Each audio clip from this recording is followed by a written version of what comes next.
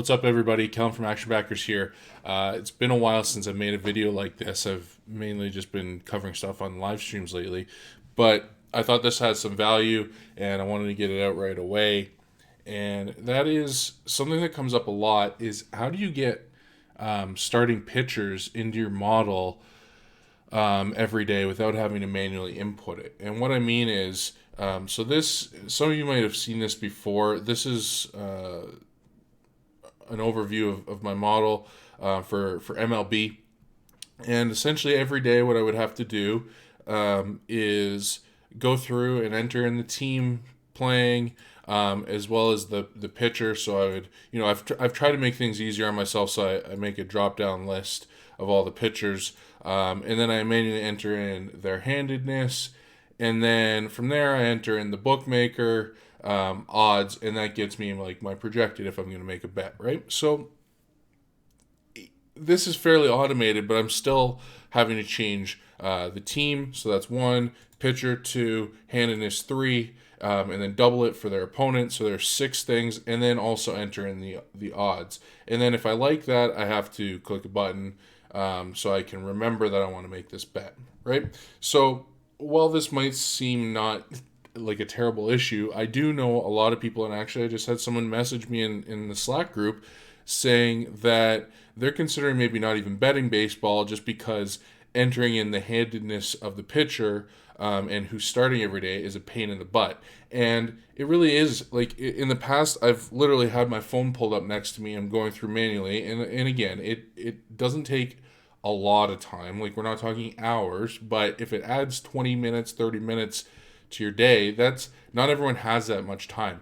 So I'm going to show you a way that you can pull pitchers in, and I've literally just finished building this. And the key here, I'm going to show you a way that you don't need any special skills. So you don't need to know you don't need to know Python, you don't need to know R, you don't even need to use Excel. So I'm going to do this in Google Sheets so you can see this is a completely free way to do it. So just pay attention, and this should get you where you need to go. Now, I will warn you, some of these things can look a bit confusing, and it will take some time Googling and figuring out exactly how you want to do some things. I'm not going to show you all of the process, like building my model or anything like that. I'm just going to show you how I'm using the techniques here to get the starting pitcher and their handedness and things like that. So again, we're trying to avoid that. And now what it looks like, I'll just show you an overview. Now we can see it's pulling in the pitcher, their handedness, their team and their opponent, and then I have their team name here, and then I'm getting all the same stats that I had before, but I'm getting it all at once, and I don't have to do anything. So now all I would have to do is just enter in the odds from the bookmaker, and it's automatically going to tell me if it's a bet or not. Okay, and then I've added some parameters up here that I can manually change these if I want to, and will automatically update everything.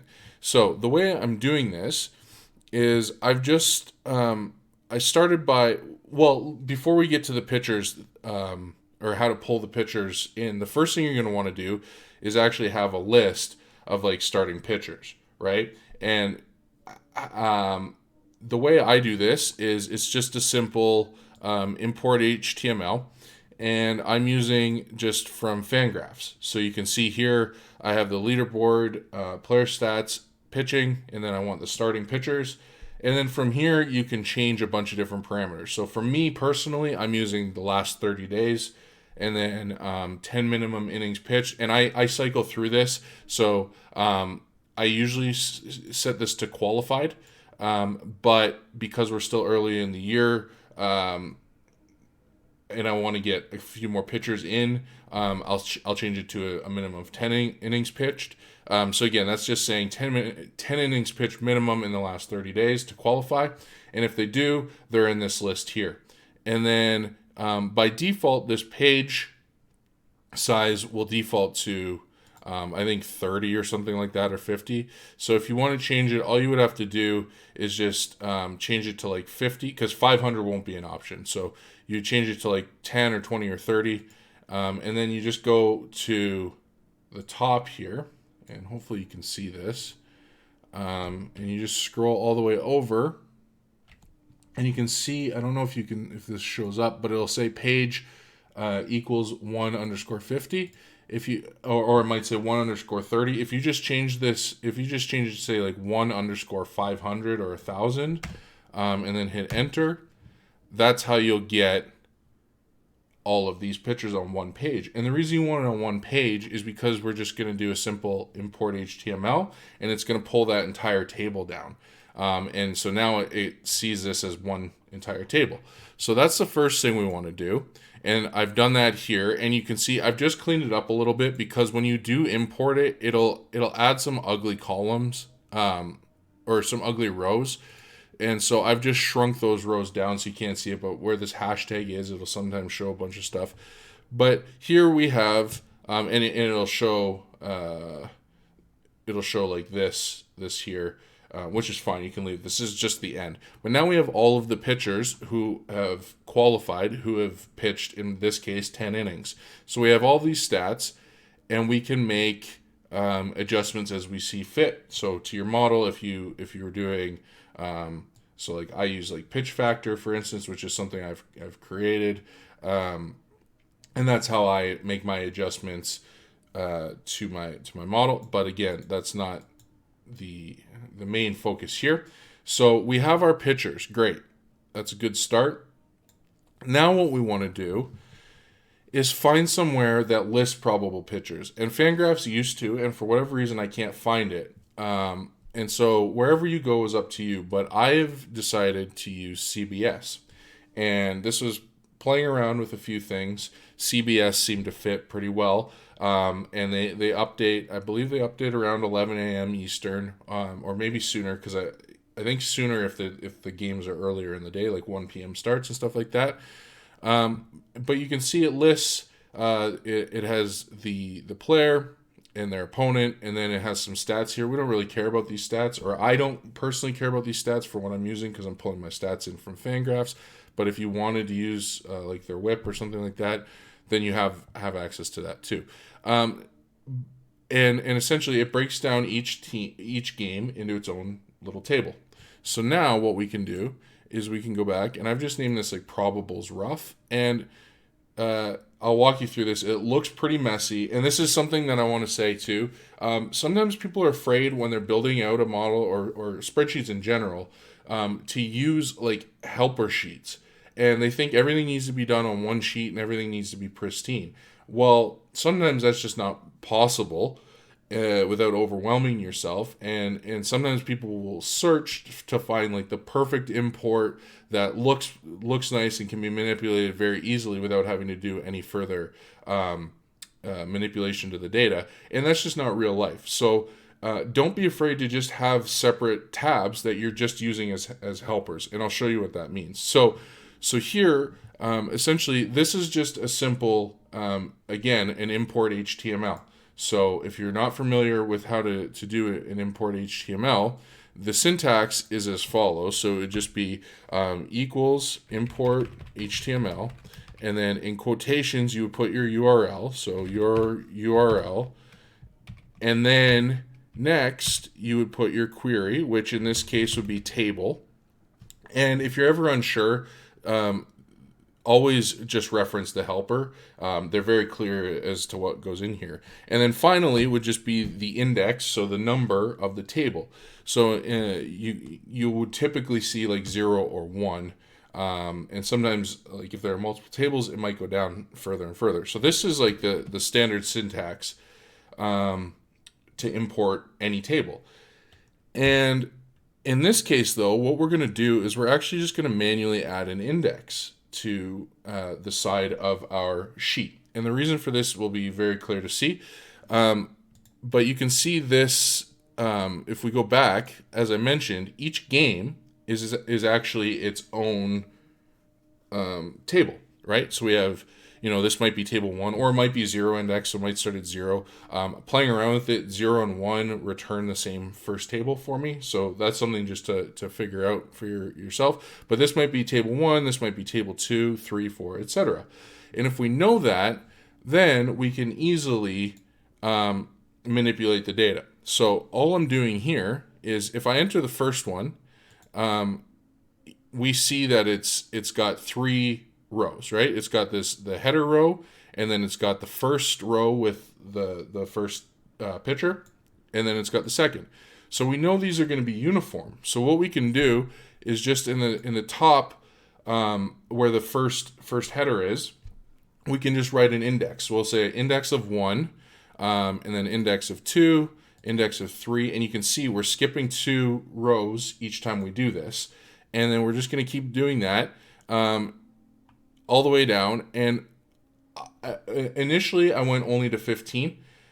And the thinking is there are 30 teams, so there can only be a maximum of 15 games. However, it's baseball, so something to keep in mind is you can have double headers, right? So you might have actually more than 15. So in today's a perfect example. There's double headers. So we actually have more than that. So I've just gone ahead and I've added a couple, an extra couple in. And so 16 is being populated today. 17 is not.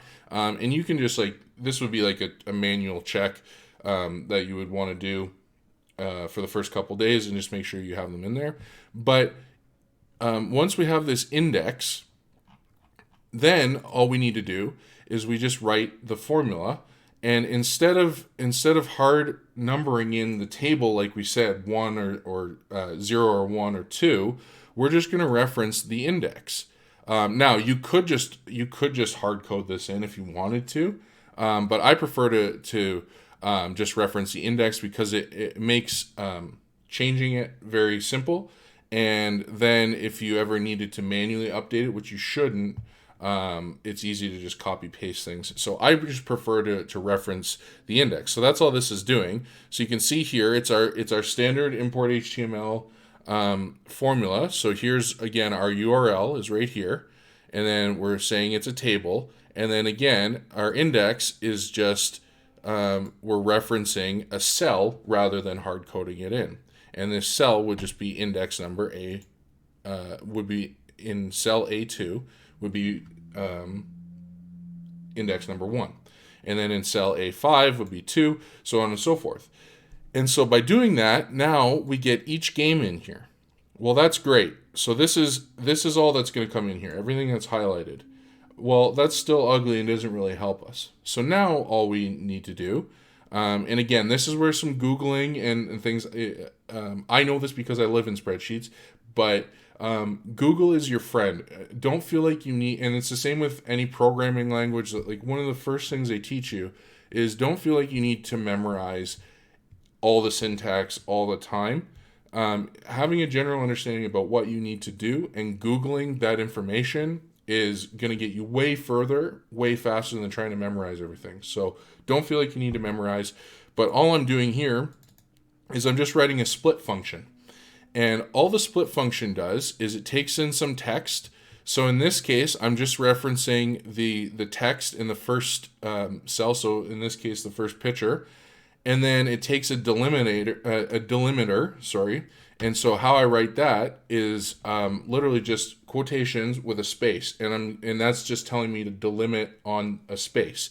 You could do a comma. So if you did a comma, you would do something like that. You can do a period or a slash or whatever. But in this case, we're going to use a space. And that's it. We're just going to hit enter.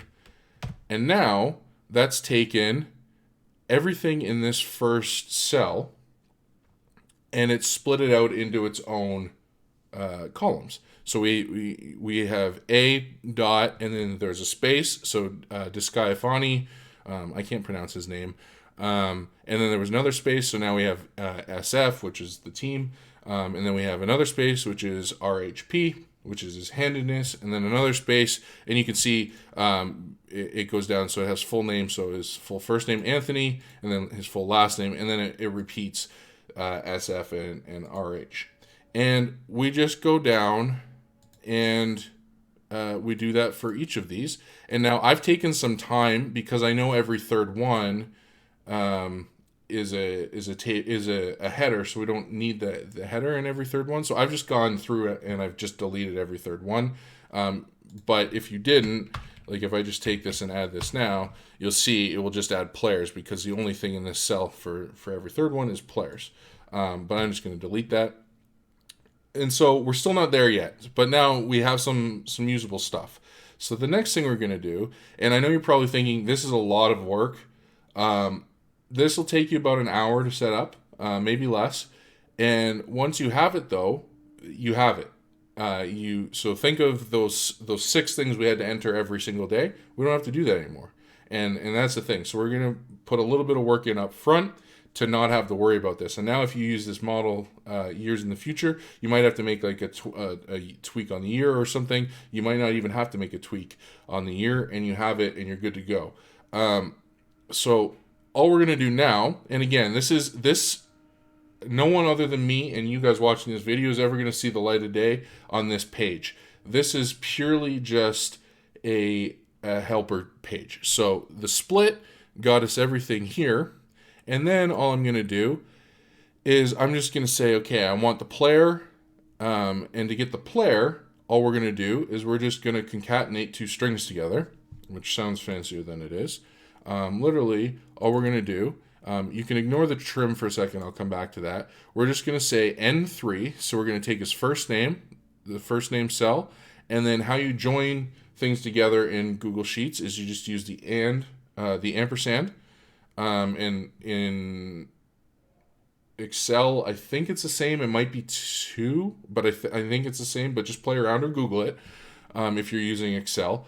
But again, this is just in Google Sheets, very simple. So it's the ampersand, and then we want a space, obviously, and you can see here. So the way we write a space is literally we just put quotes and then a space.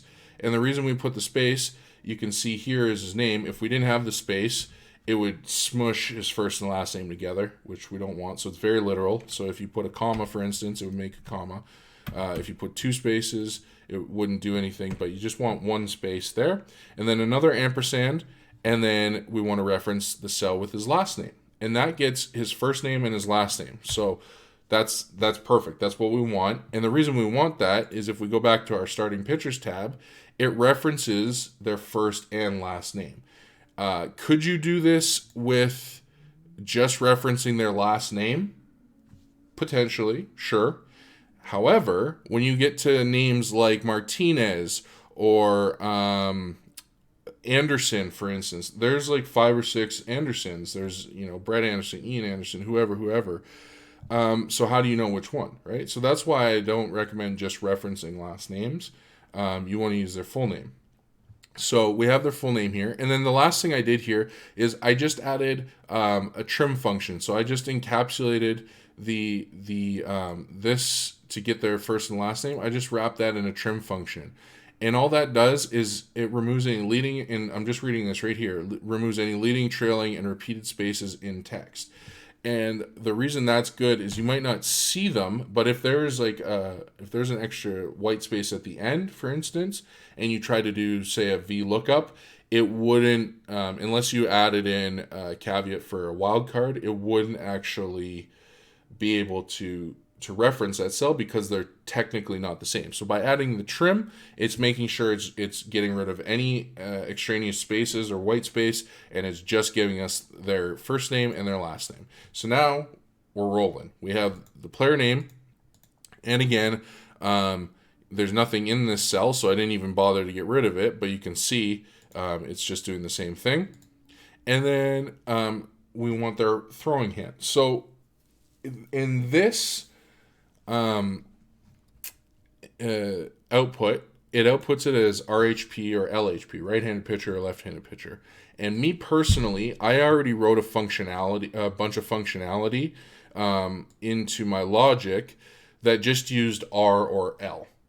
And I'm lazy, and it's faster for me to just write quick logic here rather than going in and updating my actual models, because this is easier for me to control than having to make sure I didn't miss it anywhere in the model. So all I'm doing here is I'm just writing a simple if statement. And this is literally just saying if this cell equals LHP, then change it to L, and otherwise change it to R, right? So Now what this is going to do is anything that's LHP, it's going to change to L. Anything that's RHP is going to change to R.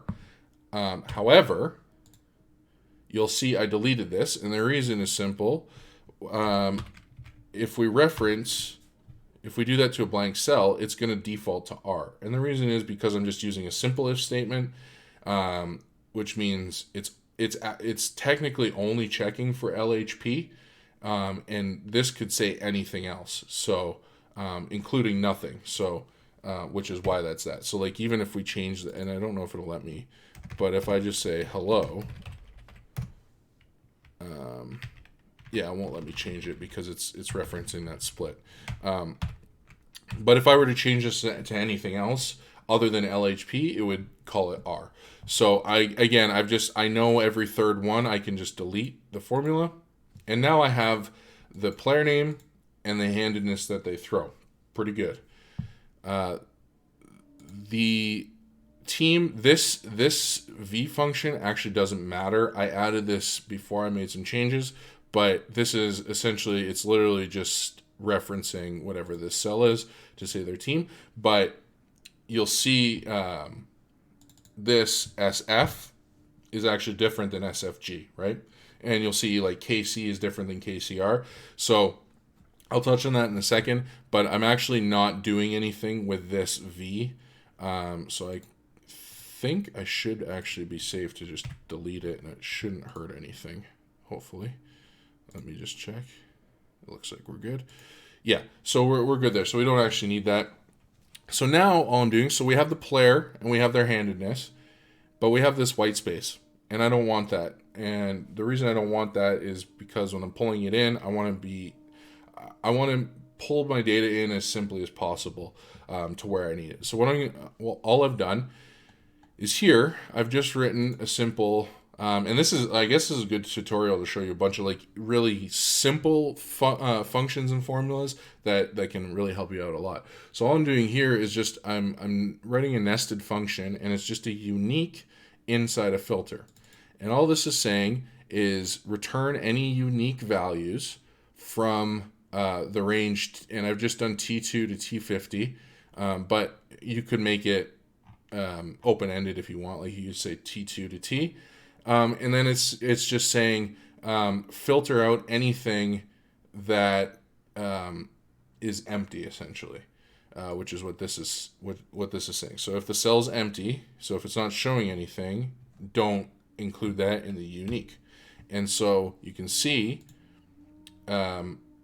player is in this range, so it's pulling in player, and then it's pulling in the team, the player's name, and it's doing that, and it's got rid of all of the spacing. Okay, so that's what this W column is doing. It's getting rid of all of these empty spaces. So now we just have the players, and of course the nice thing is it keeps it in order. So we have the away pitcher and the home pitcher for each game stacked on top of each other.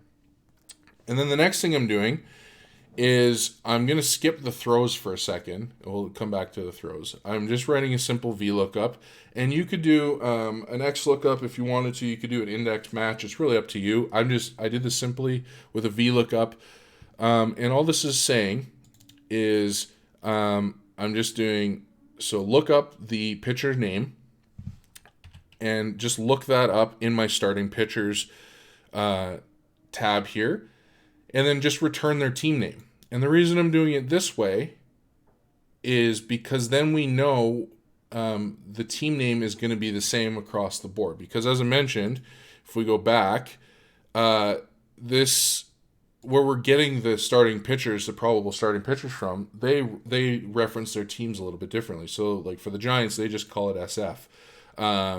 For I don't know. For KC, they just call it KC instead of KCR. But all of our pitching data from Fangraphs, they label theirs, SFG. So we want to make sure that we're pulling in the right team name. So that's why I'm just doing a simple VLOOKUP to make sure that we have the team name formatted the exact same way as is the rest of our pitching data. And then the throws, all I'm doing is I'm doing a VLOOKUP, but you could do an XLOOKUP or an index match. But before I do the VLOOKUP, I'm just doing a quick little check, just with an if statement. And all I'm saying is if Y, so if the team column is not empty, perform the VLOOKUP. If it is empty, just leave the handedness as empty. And the reason for that is, let's look at Michael Fulmer here. So his team is empty. And the reason his team is empty is because if I go to the starting pitchers, if I just search for him, he's not in this list. And the reason he's not in this list is he's not one of my qualified pitchers. So I already know that if he's not in that list, I'm not going to be betting on that game regardless. So I don't really care about the handedness of his that he throws. And I've also done this because just in case any weird formatting things, if a unique snuck through, I wouldn't want to just have like an errant R showing somewhere. So, but that's why I do it that way. So now we have the player, we have their team, and we have the hand that they throw. So now it's really simple. All I'm going to do is we're going to call it new projections, or I called it new projections. And here, if you strip away all of the formatting and all of the stuff at the top here, it's very simple. All I'm doing is now I'm just referencing that cell, right? So I'm just saying, okay, this equals Probable's rough, which is what I named that tab, W3. And if we go back to Probable's rough, W3, we can see it's our guy. And so it's just pulling that in. And then literally this is W4, W5, all the way down the line. And it's pulling in every pitcher. And from there, so now we've got all of our pitchers. And then we can do the exact same thing with the handedness. And the only thing I'm doing differently with the handedness is I have an if error statement. And that's the same. So I write the same if error essentially across all of this here, where you see all of this like dark gray. The if error statement, it's literally just saying pull in what I need you to pull in. If there's an error, which you would see like hashtag N/A, then leave the cell blank, because I don't want the ugly errors. I just leave it blank. And then all I've done is it's literally just some conditional formatting. And I'm saying if there's a blank cell, color it in charcoal gray, because I don't really care about it and I don't want to see it. And that's just a visual thing for me. But literally all we're doing, so we did the hard work in Probable's rough with a couple formulas. And then we have the player, and we have the way they throw, and then we have their team. And from there, we can pull in the player, the way they throw, and their team. And then sky's the limit from there, right? I'm pulling in their opponent, which is because these are all stacked, right? So you'll have away team on top and then home team. You can see it's always a crisscross pattern. So I'm literally just saying team and then opponent to get their opponent. I'm just referencing this cell here. And then same thing. So this is team. And then opponent is this cell here. And then for the other team, obviously for the home team, sorry, the road team's on top, the home team's on bottom. For the home team, it would literally just be referencing this top cell. This is how I'm doing it. However you want to do it is fine, because now that you have your pitcher and their handedness and their team, you're free to do anything. Right? So I'm pulling in their opponent, and then I'm pulling in what I call pitch factor. And again, I'm just doing everything with VLOOKUPs here. And this is sort of outside of what we wanted to actually look at. But I'm pulling in the stats that I need to pull in. So the same stats that I'm pulling in here are automatically being pulled in here. And then I'm making the calculations. And again, I have like a validations tab. So all I'm doing here to get the team is I'm just referencing their shorthand, their shorthand here. So it would say SFG, and then it's just returning Giants. That's just a personal preference, but this is all automated now. And then I have their runs. So now, literally, all I need to do every day is I just need to make sure everything has automatically updated and that all the games are in here.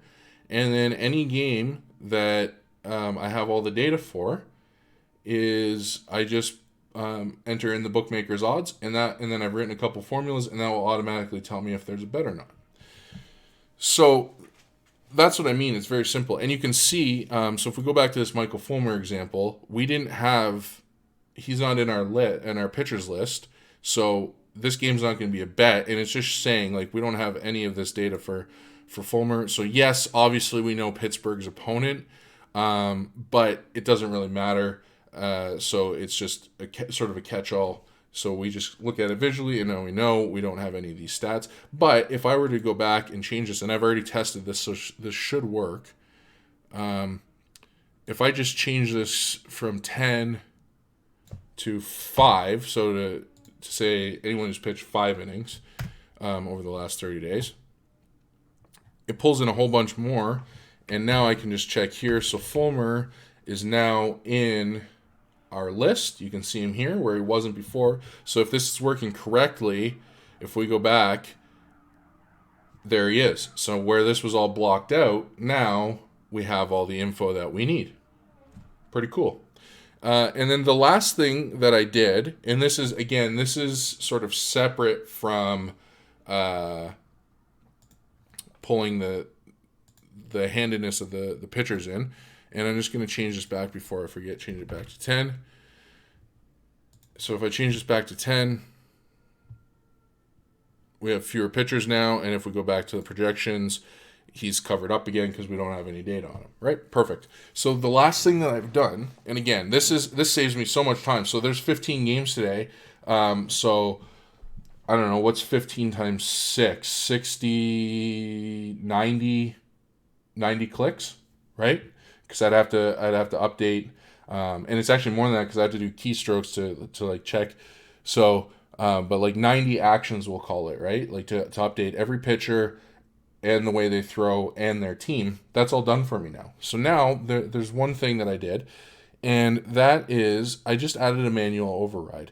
And override's probably not the right name for it. It might be, but this just saves you for some edge cases. So rather than writing logic into this whole thing where I'm looking at multiple things, and if the player name's spelled differently, do a Vlookup and like nested Vlookups, which I've done in the past. They're not that hard once you do them. But then keeping like a manual list of like different player names and stuff like that. I've just made a minor tweak here. So literally, this is a good example. So we have Michael Wacha and Jake Junis. Well, he's listed as Jake Junis in our probable pitchers here, right? If we find him, it's a later game, I think. There he is. So he's listed here on this website as Jake Junis.